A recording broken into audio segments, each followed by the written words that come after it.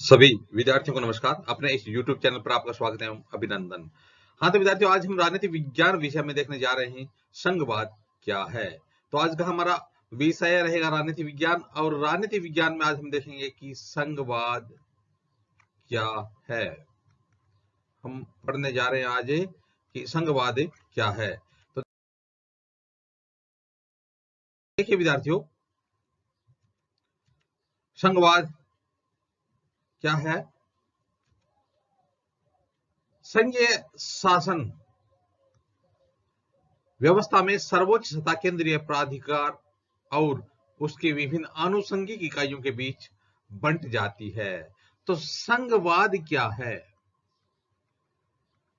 संघवाद क्या है, तो देखिए विद्यार्थियों, संघीय शासन व्यवस्था में सर्वोच्च सत्ता केंद्रीय प्राधिकार और उसकी विभिन्न आनुषंगिक इकाइयों के बीच बंट जाती है।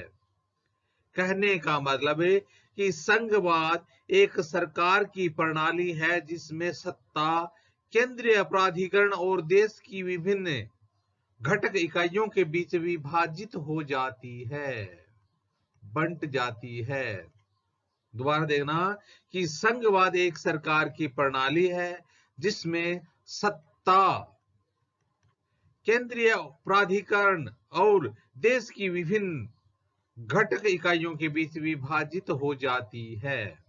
किस प्रकार से? आमतौर पर संघीय व्यवस्था में दो स्तर पर सरकारें होती हैं। इनमें एक सरकार पूरे देश के लिए होती है जिसके जिम्मे राष्ट्रीय महत्व के विषय होते हैं। देखना, आमतौर पर संघीय व्यवस्था में दो स्तर पर सरकारें होती हैं। कितने स्तर पर सरकार होती है? आमतौर पर की बात बता रहा है कि दो स्तर पर सरकारें होती हैं। इसमें एक तो सरकार होती है वो पूरे देश के लिए होती है जिसके जिम्मे राष्ट्रीय महत्व के विषय होते हैं केंद्र सरकार के पास। केंद्र सरकार के पास पूरे देश के लिए जो राष्ट्रीय महत्व के जो विषय होते हैं वो उसके पास होते हैं। फिर राज्य या प्रांतों के स्तर की सरकारें होती हैं। उसके बाद नीचे पहला स्तर तो केंद्र सरकार का हो गया, और उसके बाद राज्य या प्रांतों के स्तर की सरकारें होती हैं जो शासन के दैनंदिन कामकाज को देखती हैं।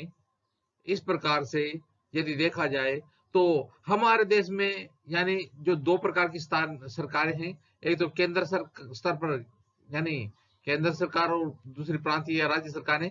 लेकिन हमारे देश में बाद में इन दो स्तरों के बाद में भी पंचायतों और नगरपालिकाओं के रूप में संघीय शासन का एक तीसरा स्तर भी जोड़ दिया गया था। तो देखिए विद्यार्थियों, सत्ता के इन दोनों स्तरों की सरकारें अपने अपने स्तर पर स्वतंत्र होकर अपना अपना काम करती हैं। तो इस प्रकार से संघवाद में जो जितने स्तर की सरकारें होती हैं वो अपने अपने स्तर पर स्वतंत्र होकर करके अपना काम करती हैं। इसके बाद यदि यह पूछ रहा है कि संघवाद क्या है, तो संघवाद का विपरीत क्या है? एकात्मक शासन प्रणाली। तो प्रश्न बनता है कि एकात्मक शासन प्रणाली क्या है। तो देखिए विद्यार्थी, एक तो है संघवाद और एक है एकात्मक प्रणाली। तो एकात्मक प्रणाली के अंदर सरकार का केवल एक ही स्तर होता है।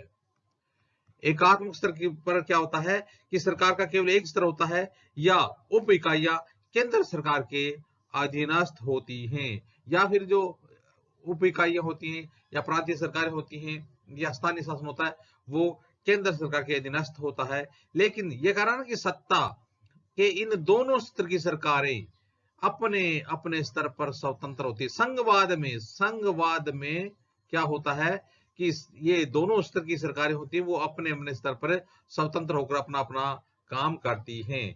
तो इस प्रकार से विद्यार्थियों, आज हमने संघवाद क्या है इस विषय में जाना। आगे आने वाले समय में भी इसी प्रकार से हम राजनीति विज्ञान संबंधित अध्ययन सामग्री देखते रहेंगे। आप भी अपने इस YouTube चैनल के साथ बने रहिए। वीडियो देखने के लिए धन्यवाद।